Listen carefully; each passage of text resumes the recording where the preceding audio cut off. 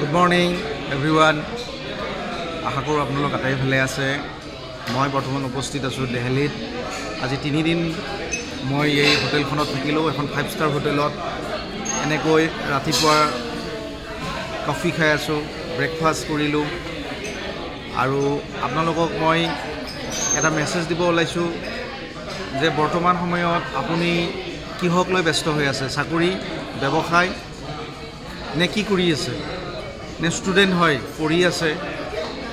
তেতিয়াহ'লে এটা মোৰ মেছেজ এয়াই হ'ব যে মই বৰ্তমান এটা সুন্দৰ প্লেটফৰ্মৰ লগত জড়িত হৈ আছোঁ, যিটো প্লেটফৰ্মত কাম কৰিবৰ কাৰণে সকলো ব্যক্তিয়ে সুন্দৰভাৱে নিজৰ সপোনক বাস্তৱ দিব পৰা সুবিধা পায়।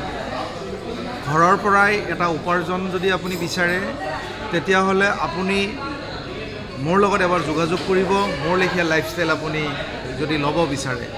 মই বন্ধুসকল একেবাৰে সাধাৰণ পৰিয়ালৰ হয়, এদিন একোৱেই নাছিলে, আজি সকলোবোৰ হৈছে। গতিকে এই সুখখিনি আপোনাক সেইকাৰণে শ্বেয়াৰিং কৰিছোঁ যাতে আপোনাৰ দুখত আপুনি বহি থাকিব নালাগে, ওলাই আহক। মই আপোনাক ৰাস্তা দেখুৱাম। চাকৰিৰ বজাৰ আপুনি জানে, চাকৰি কেনেকৈ পাব আপুনি, বা চাকৰি কৰিলে সপোন বাস্তৱ হয় জানো? কেতিয়াও নহয়।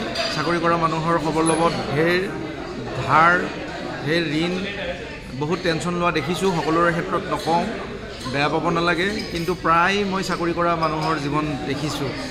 লগতে ব্যৱসায়ৰ ক্ষেত্ৰত দেখিছোঁ যথেষ্ট মানুহে ব্যৱসায় সলনি কৰে, আৰু ব্যৱসায় কৰিবলৈ যাওঁতে সাধাৰণতে আমাক এটা মূলধনৰ প্ৰয়োজন হয়, আৰু সেই মূলধনটো অকণমান নহয়, সেই মূলধনটো এটা হিউজ ইনভেষ্টমেণ্টৰ কথা থাকে এটা, যদি আপুনি ট্ৰেডিশ্যনেল ব্যৱসায় কৰিবলৈ যায়। কিন্তু মই যিটো ব্যৱসায় কৰি আছোঁ, এই ব্যৱসায়টোত কোনো ধৰণৰ আপুনি বিগ ইনভেষ্টমেণ্ট কৰিব নালাগে। আপুনি কেৱল থিংকিং সলনি কৰিব লাগে, চিন্তা সলনি কৰিব লাগিব। আপুনি লাগে কি এইটো আপুনি জানিব লাগিব, আপুনি কি বিচাৰিছে লাইফত। তো মই ইয়াত আহিছোঁ, মই দেশ বিদেশৰ ভ্ৰমণ পাইছোঁ, এনেকুৱা 5 ষ্টাৰ হোটেলত উঠা বহা কৰাৰ সুবিধা পাইছোঁ। অলৱেজ মই এক্সাইটেড হৈ থকাৰ সুবিধা পাইছোঁ, গুড হেল্থ পাইছোঁ। আজি সন্তানক, বাচ্চাক ভাল স্কুলত এডমিশ্যন দিব পাৰিছোঁ, মিছেছে বিচৰাৰ ধৰণে তেওঁক মই কাপোৰ, সা সজ্জা যি লাগে তাক দিব পাৰিছোঁ। 4চকীয়া গাড়ীত ঘূৰাৰ সুবিধা পাইছোঁ, অলৱেজ এয়াৰ কণ্ডিশ্যন ৰুমত থকাৰ সুযোগ পাইছোঁ।